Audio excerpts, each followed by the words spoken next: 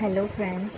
तो मेरा ये सेकंड वीडियो इसके लिए है, चैनल मैसेज है ये डिवाइन मैस्कुलाइन के लिए, जो जिनकी अवेकनिंग अभी अभी हुई है, जिनकी लाइफ में अभी अभी टावर मोमेंट आया है।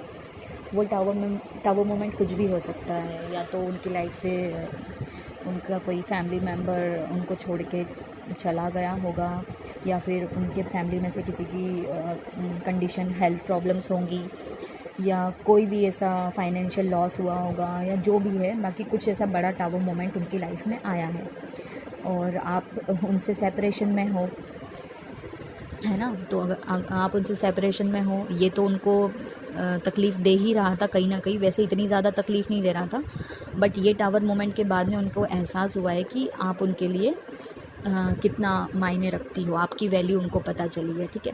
तो उनकी लाइफ में ये टावर मोमेंट आया है क्योंकि उनकी अवेकनिंग होनी थी। उनकी अवेकनिंग इस टावर मोमेंट से हुई है, जैसे आपकी अवेकनिंग टावर मोमेंट से हुई थी, ठीक है। तो उनकी भी अवेकनिंग टावर मोमेंट से हुई है और वो बहुत ज़्यादा परेशान थे तब।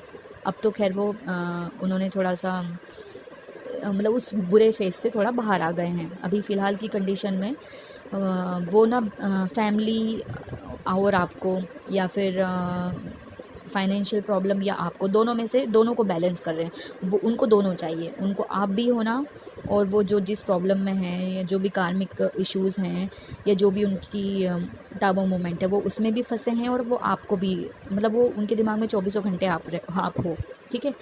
तो वो इस कंडीशन में जो वो किंग ऑफ सॉर्ड्स बन के, या जो वो एग्रेसिव और इगोइस्टिक बन के बैठे रहते थे, तो अब वो वैसी कंडीशन में फ़िलहाल अभी वैसी कंडीशन में हैं, बट वो उतने ज़्यादा नहीं हैं, ठीक है। कहीं ना कहीं उनके अंदर इमोशंस जाग रहे हैं आपको लेके, क्योंकि उनको आपके अंदर जो आए हुए बदलाव है वो उनको हज़म नहीं हो पा रहे। वो कहीं ना कहीं उनको वो बातें पिंच कर रही है कि ये कैसे बदल गई इतना, ये तो रहती नहीं थी मेरे बिना, तो अब ये इतने इतने दिन हो जाते हैं, इसको फ़र्क नहीं पड़ता है, तो ये ऐसी है, तो ये वैसी है। तो इनके दिमाग में बहुत सारे क्वेश्चंस चल रहे हैं, और अब वो फ़िलहाल की कंडीशन में वो बिल्कुल एक्शन के मोड पे हैं कि मुझे मेरी फेमिनाइन चाहिए, मतलब चाहिए, मुझे उससे शादी करनी है, मुझे उसके पास जाना है, हमें मिलना है। वो मिलना चाहते हैं आपसे, वो आपको बस बिल्कुल उनको पाना है, वो ज़िद पे आ गए हैं, बिल्कुल एक्शन के मोड में हैं। और ये जो भी कुछ हो रहा है ना, ये सब डिवाइन टाइमिंग की वजह से हो रहा है, ठीक है। फेमिनाइन, आपकी लाइफ में तो डिवाइन टाइमिंग आ गया है, क्योंकि आपका फाइनल मतलब बस अब ये जो भी है, ये चैप्टर क्लोज़ होगा और एक नई शुरुआत होगी आपके मैस्कुलाइन के साथ। और उनके साथ भी ऐसा ही हो रहा है, क्योंकि डिवाइन टाइम अगर आया है तो दोनों के लिए ही आया है। ये बात अलग है कि उनका टाइम बहुत जल्दी से फास्ट निकल जाएगा, चैप्टर वो फटाफट पार कर लेंगे, क्योंकि उनका आधा काम तो उनकी फेमिनाइन ने कर दिया है, ठीक है। तो उनकी अवेकनिंग हो चुकी है, उनके साथ तो बहुत सारे चेंजेस आ रहे होंगे, उनका खाने का तरीका बदल गया होगा, और अगर आपकी उनसे बात होती है तो वो आपको पता चल जाएगा। उनके कुछ टाइमिंग्स बदले हैं, वो लेट नाइट सोते होंगे, पूरी पूरी रात उनको शायद नींद भी ना आती हो, और या फिर आती, और अगर वो पहले बहुत ज़्यादा सोते थे तो वो अभी नहीं सोते होंगे, और अगर पहले नहीं सोते थे तो वो अभी बहुत सोने लगे होंगे, उनके अंदर बहुत चेंजेस आए होंगे, ठीक है।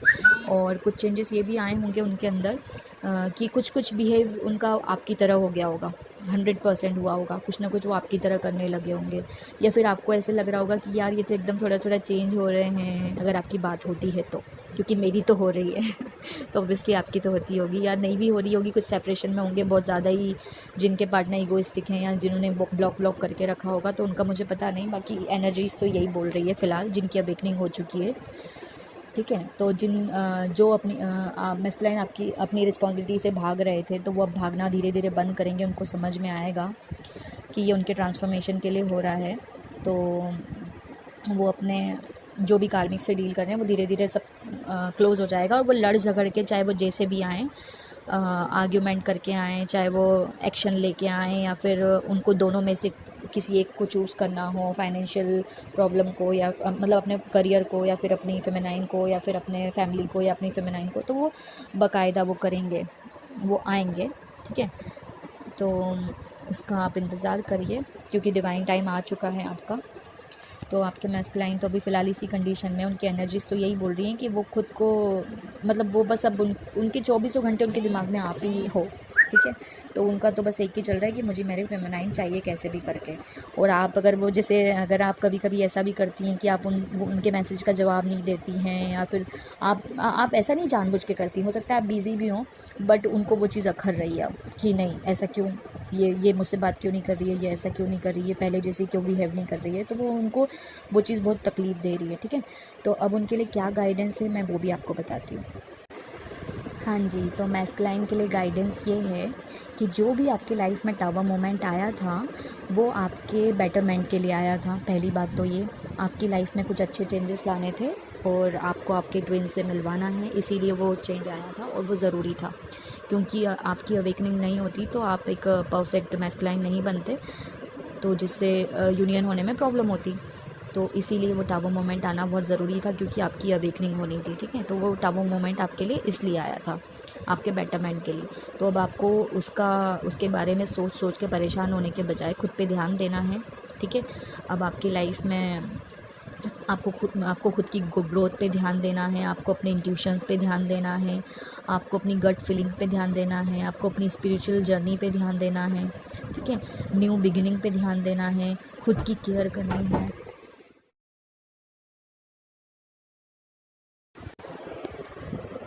तो मैस्कुलाइन के लिए यही मैसेज है कि आपके जो भी टावर मोमेंट आपकी लाइफ में आया था वो आपके बेटरमेंट के लिए आया था, आपकी स्पिरिचुअल ग्रोथ के लिए आया था, आपकी ट्विन जर्नी के लिए आया था।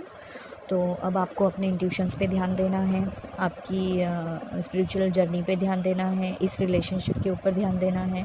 और टाइम टू टाइम आपको जो भी यूनिवर्स की तरफ से या एंजल्स की तरफ से जो भी गाइडेंस मिले उसको फॉलो करना है। और अगर आपको नोटिस करना है, आपको ऑब्ज़र्व करना है कि आपके आसपास आपकी रूटीन में लाइफ में जो भी चेंजेस आ रहे हैं या जो भी आपको कुछ ऐसा लग रहा है, फील हो रहा है, आपकी गट फीलिंग पे ध्यान देना है कि आपको कहीं ना कहीं कुछ ना कुछ ऐसा पता चलेगा। ठीक है। तो आपको उसके ऊपर ध्यान देना है, और जो हो चुका है उसके बारे में दुख नहीं मनाना है, उसको लेट गो करके आपको अब नई चीज़ों पे ध्यान देना है, खुद के करियर पे ध्यान देना है ना। तो आपको बिल्कुल अब रिस्पॉन्सिबिलिटी उठाने के लिए प्रिपेयर होना है पूरी तरीके से। अब आप भाग नहीं सकते। ठीक है।